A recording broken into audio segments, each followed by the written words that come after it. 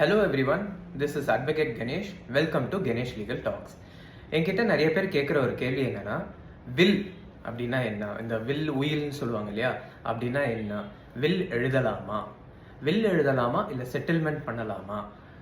தன்னோட சொத்துக்கு வில் எழுதுனா அது சேஃபாக இருக்குமா அப்படின்னு சொல்லி சில கேள்விகள்லாம் கேட்குறாங்க. ஸோ நம்ம ஃபர்ஸ்ட் வில்னா என்னன்னு சொல்லி பார்க்கலாம்.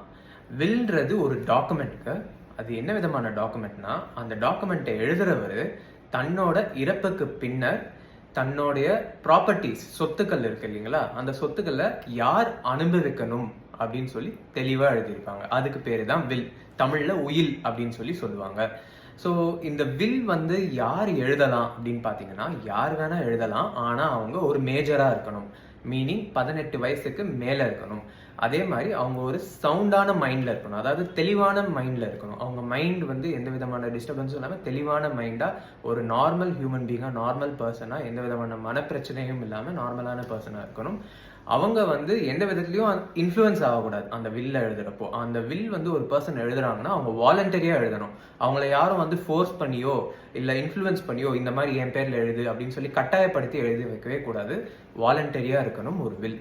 ஸோ இந்த வில் பற்றி நம்ம தெரிஞ்சுக்கிறப்போ ஒரு 3 முக்கியமான சில டேர்ம்ஸ் பற்றி நம்ம தெரிஞ்சுக்கணும். வந்து என்னன்னா, டெஸ்டேட்டர். டெஸ்டேட்டர்ன்றவர் யாருன்னு பார்த்தீங்கன்னா, யார் ஒருத்தர் வில்ல எழுதுறாங்களோ அவங்க தான் டெஸ்டேட்டர். இப்போ ஒரு பர்சன் தான் இறந்ததுக்கு அப்புறம் இவங்க தான் தன்னோட சொத்தை வந்து அனுபவிக்கணும்னு சொல்லி வில்ல எழுதுறாங்க இல்லைங்களா, அந்த எழுதுறவங்க பேர் தான் டெஸ்டேட்டர். அதே மாதிரி ஒருத்தவங்களுக்கு போய் சேரணும் அந்த ப்ராப்பர்ட்டின்னு சொல்லி ஒரு பெனிஃபிஷியரியை சொல்லியிருப்பாங்க இல்லைங்களா. ஒரு பர்சன் இறந்ததுக்கு, இப்போ ஃபார் எக்ஸாம்பிள் ஏ அப்படின்னு ஒரு பர்சன் இருக்காங்கன்னா, ஏ இறந்ததுக்கு அப்புறம் தன்னுடைய சொத்துக்கள் பிக்கு போகணும் அப்படின்னு சொல்லி எழுதுவாங்க இல்லையா. ஸோ அந்த பெனிஃபிஷியரி இருக்காங்க இல்லையா, அவங்க பேரு தான் வந்து லெகட்டி. ஒரு வில்ல பெனிஃபிஷியரி பேரு லெகட்டி. அதே மாதிரி இப்போ டெஸ்டேட்டர் வந்து வில்ல எழுதுறாங்க இல்லைங்களா, அவங்க இறந்ததுக்கு அப்புறம் யார் வந்து அந்த வில்ல நடைமுறைக்கு கொண்டு வரணும், அதாவது அந்த வில்ல யார் எக்ஸிக்யூட் பண்ணணும் அப்படின்னு சொல்லி ஒரு பர்சனை நியமிச்சிருப்பாங்க இல்லையா, அந்த பர்சன் பேரு தான் எக்ஸிக்யூட்டர். ஒருத்தர் மறைந்த பின்னர் இன்னொருத்தர் அந்த வில்ல எக்ஸிக்யூட் பண்ணுவாங்க இல்லைங்களா, அந்த எக்ஸிக்யூட் பண்ணி நடைமுறைக்கு கொண்டு வரவங்க பேரு தான் எக்ஸிக்யூட்டர். இப்போ வில், அதாவது உயில்னா என்னன்னு பார்த்தாச்சு. வில்ல சம்மந்தப்பட்டவங்க தான் யார் யாருன்னு பார்த்தாச்சு. இப்போ வில் எழுதுற ப்ரொசீஜர்னா என்னன்னு பார்ப்போமா. வில் எழுதுறதுக்கு எந்த விதமான பெரிய ப்ரொசீஜருமே இல்லை. ஒரு வில்ன்றது எந்த விதமான பேப்பரில் கூட எழுதலாம். வெறும் பிளெயின் பேப்பரில் கூட எழுதலாம். அதுக்கு ஸ்டாம்ப் பேப்பரில் தான் எழுதணும் அப்படின்லாம் எந்த விதமான கட்டாயமே கிடையாது. எந்த பேப்பர்லையும் எழுதலாம், பிளெயின் பேப்பர்லையும் எழுதலாம். ஒரு வில்ல வந்து எழுதுறவங்க தெளிவாக எழுதணும். அதாவது தன்னுடைய எந்த சொத்துக்களை யார் யார் அனுபவிக்கணும் தன் மறைந்த பின்னர் அப்படின்னு சொல்லிட்டு தெளிவாக எழுதியிருக்கணும். அதே மாதிரி இப்போ ஒரு வில் எழுதுறாங்க இல்லைங்களா, எந்தெந்த பக்கங்கள்லாம் வில்ல எழுதியிருக்காங்களோ எழுதின பக்கம் எல்லாமே வந்து சைன் போட்டிருக்கணும். வில்ல எழுதுறவங்க சைன் போட்டிருக்கணும். அப்படி சைன் போட முடியலன்னா அட்லீஸ்ட் தம் இம்ப்ரெஷனாவது வச்சிருக்கணும். எல்லா பக்கங்கள்லையும் சைன் போட்டிருக்கணும். அதே மாதிரி இப்போ ஒரு வில்ல ஒருத்தர் எழுதுறாரு, ஃபார் எக்ஸாம்பிள் கோபால் அப்படின்றவர் ஒரு வில்ல எழுதுறாருன்னு வச்சுக்கோங்க. அந்த வில்ல வந்து தான் மறைந்த பின்னர் தன்னோட சொத்துக்கள் வந்து தன்னுடைய மகனுக்கு போகணும்னு சொல்லி எழுதுறாருன்னு வச்சுக்கோங்க. இப்போ அந்த வில்ல அவர் எழுதுறப்போ 2 பேர் அதை வந்து விட்னஸ் பண்ணியிருக்கணும். அதாவது கோபால் தன்னுடைய மகனுக்கு வில்ல எழுதினாருன்னு சொல்லி 2 பேர் சாட்சி கையெழுத்து போடணும். ஸோ இந்த பாயிண்ட் வந்து ரொம்ப ரொம்ப முக்கியமான பாயிண்ட். ஒரு வில்ல எழுதுறவங்க அந்த வில்லுக்கு 2 பேரை வந்து அட்டஸ்டிங் விட்னஸாக போடணும். ஸோ ஒரு வில்ல வந்து எந்த பேப்பர்லையும் எழுதலாம். வில்ல வந்து தெளிவாக எழுதணும். எல்லா பேஜ்லையும் சைன் பண்ணணும், இல்லை தம் இம்ப்ரெஷன் வைக்கணும். 4வது, அந்த வில்லுக்கு 2 பேர் அட்டஸ்டிங் விட்னஸ் இருக்கணும். அடுத்து என்கிட்ட நிறைய கேட்கப்படுற ஒரு கேள்வி, ஒரு வில் எழுதனா அந்த வில்ல ரெஜிஸ்டர் பண்ணணுமா அப்படின்னு சொல்லி கேட்குறாங்க. ஒரு வில் எழுதனா, அதாவது ஒரு உயில் எழுதனா அந்த வில்ல ரெஜிஸ்டர் பண்ணணும்னு எந்த விதமான கட்டாயமே இல்லைங்க. ஆனால் அந்த வில்ல ரெஜிஸ்டர் பண்ணால் அந்த வில்லோட நம்பகத்தன்மையை அது நிலைநாட்டும். அதாவது ஒரு வில் வந்து ஆத்தென்டிக்காக இருக்குன்னு சொல்லிட்டு அந்த வில்லோட ஆத்தென்டிசிட்டிக்கு ரெஜிஸ்டர் பண்ணுறது அது ரொம்ப நல்லது. அதே மாதிரி ஃப்யூச்சரில் ஏதாவது ஃபோர்ஜு, அதுக்கப்புறமா வந்துட்டு வேற யாராவது கிளைம் இந்த வில் பொய்யான வில் அப்படின்னு சொல்லி கிளைம் பண்ணுறது வந்து குறைவாக இருக்கும். அதே மாதிரி ப்ரொபேட் பண்ணுறதுக்கு ஒரு வில், ஒரு ரெஜிஸ்டர்ட் வில்லாக இருந்தால் அது ஈஸியாக இருக்கும். ஒரு வில்ல ப்ரொபேட் பண்ணுறதுக்கு அது ரெஜிஸ்டராக இருந்தால் கொஞ்சம் ஈஸி. இப்போ ப்ரொபேட்னா என்னன்னு தானே கேட்குறீங்க. நெக்ஸ்ட் பார்ப்போம், ப்ரொபேட்னா என்னன்னு சொல்லி பார்ப்போம். ஸோ இப்போ ப்ரொபேட்னா என்னன்னு சொல்லி பார்ப்போம். Probate is nothing but a certification or authorization of a will by a competent court.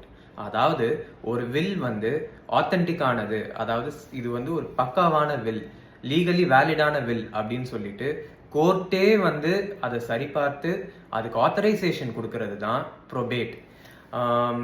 இது வந்து கம்பல்சரியா அப்படின்னு கேட்டிங்கன்னா, சென்னை, மும்பை மற்றும் கொல்கட்டால ஒரு வில்ல எழுதனா கட்டாயமா ப்ரொபேட் பண்ணணும்.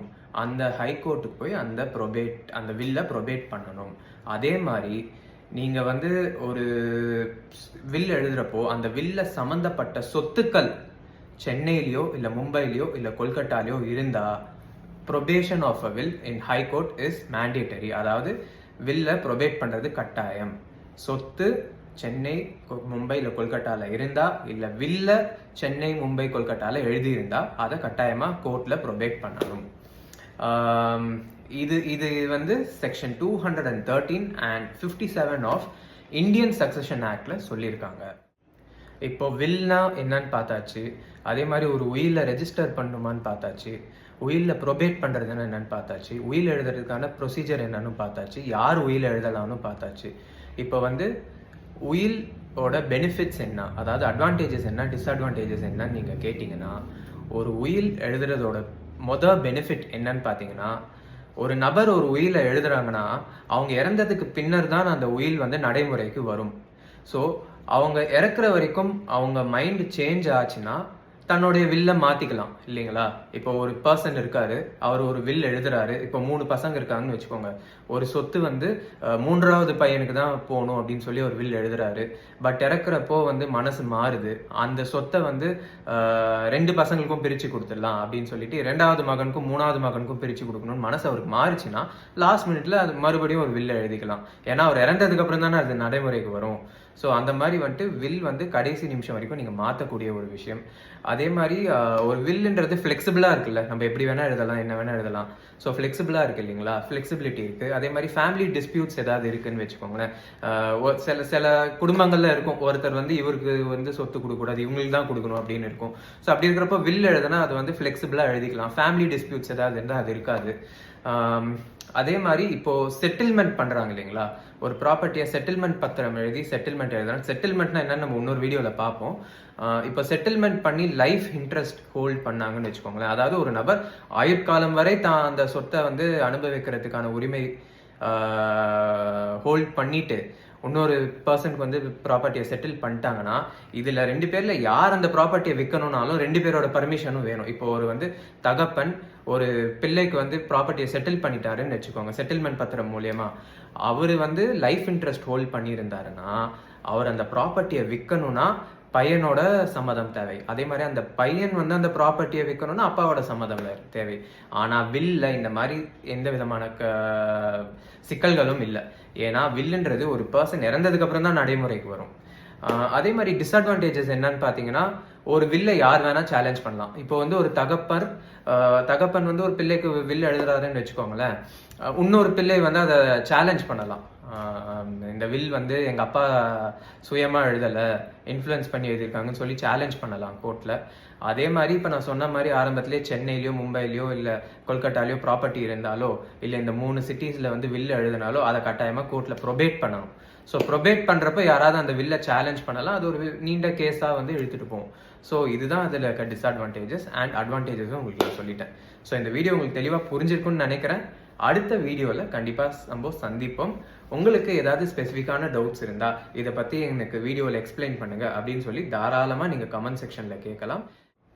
நன்றி.